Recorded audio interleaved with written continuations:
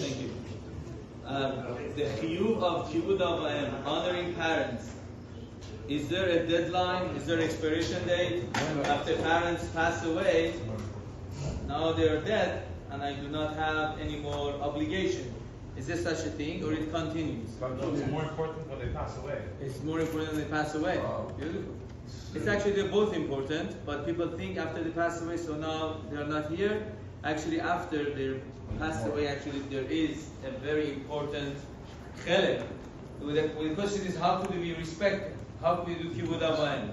So anything that we do that brings about the kiddush Hashem, or brings about aliyah for the neshama, that's considered to be kibud avayim. Because in Shamayim they look at him and he says that, look, these are the kids, this is my legacy, these are my descendants, I left them behind, and this is how they get. So because of that, saying Kaddish for parents after they pass away is actually mitzvah de oraita of kibud avayim. The person is doing it, so it's not something simple. The question becomes, it's not about somebody who is adopted. Does he have any obligation to say Kaddish for the parents who adopted him?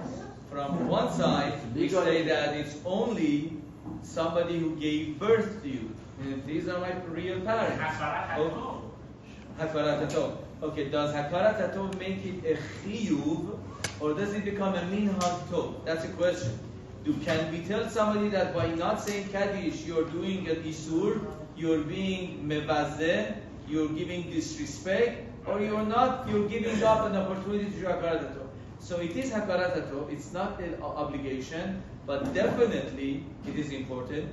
The question becomes, you have two people who want to say Kaddish. They want to say Kaddish, they want to say a haftarah, or they want to become a chazan, even though we don't have a chiyuv by chazan, by Sephardim. But he wants to become chazan.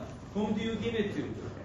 You have two people. One of them is saying for the real parents, biological parents, one to say for parents who were the adoptive parents. So the one who's biological is more important.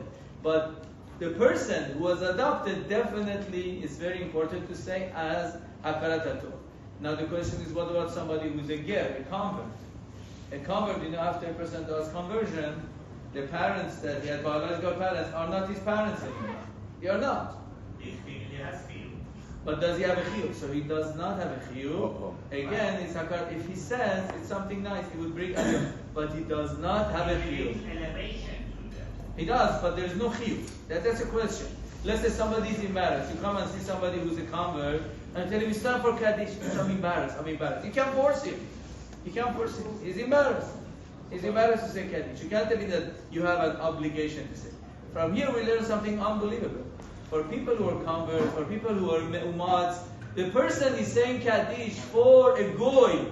The father was a goy, but still has aliyah for neshama. Imagine people who are alive. How much kal vachomer, how much we have a chiyuv for kibud avayim, and how much we could so much nachat and sechut we have to do something for they are alive and for sure after they are at